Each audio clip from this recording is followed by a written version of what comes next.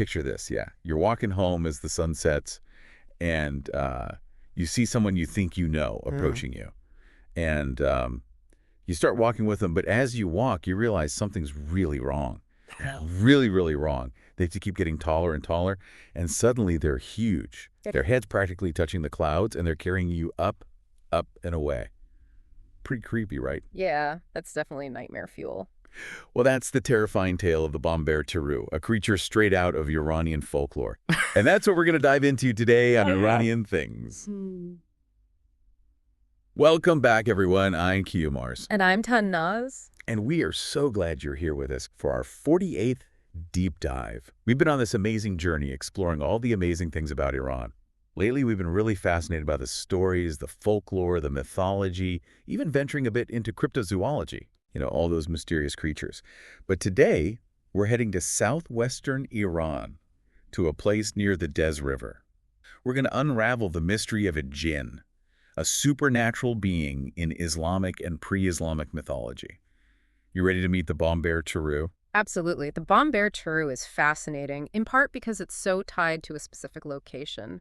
It's said to dwell in these caves near the Des River, right by a graveyard in Desful. A graveyard by a river. Yeah. Yeah, that's already giving me the chills. Well, and there's another theory about how the Bombare Turoo got its name, which makes things even more interesting. You see, there's this dark, narrow alley in Desful called Bombare Turoo, and it happens to be near the Des River too, alongside some really old irrigation systems and the old Kashifi cemetery. So could the name actually come from a real place? Yeah. Like the place itself inspired the legend? Yeah, it's a really compelling idea. But, names aside, let's talk about what this Bombare Turoo actually does. I mean, we know it gets huge, but how does it even catch its victims? Right, right.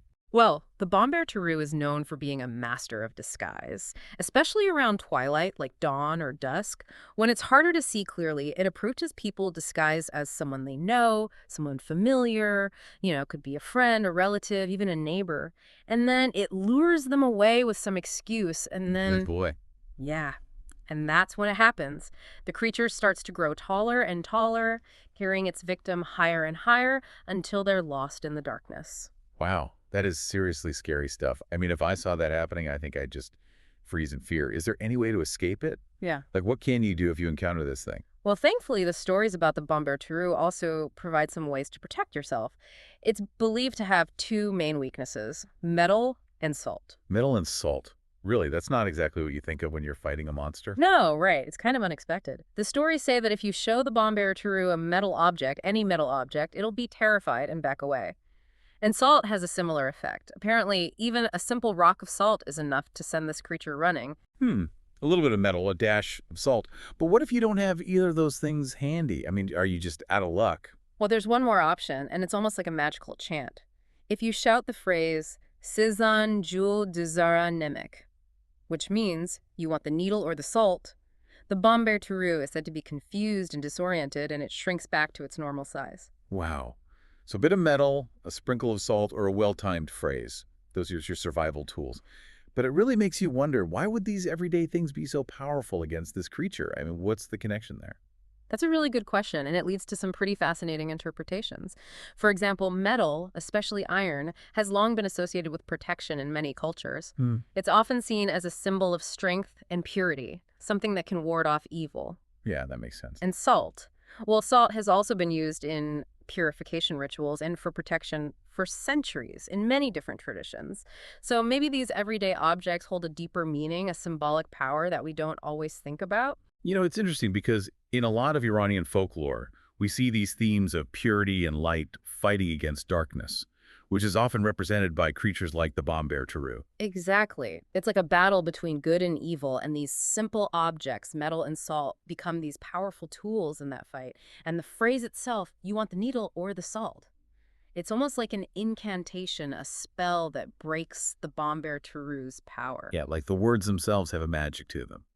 So the tale of the Bombare Turoo is clearly a lot more than just a scary campfire story, right? It tells us something about the fears and beliefs of the people who created it. Definitely. It's a cautionary tale about being careful who you trust, especially when it's getting dark. But it also emphasizes the importance of being resourceful, using what you have to overcome danger. And maybe it also reminds us of the power of words, how even a simple phrase can be a powerful weapon. I really like that perspective. It's like this story has so many layers to it, and each layer reveals something new. What do you think, listeners? What are your thoughts on the Bombare Turoo? We'd love to hear your interpretations in the comments below.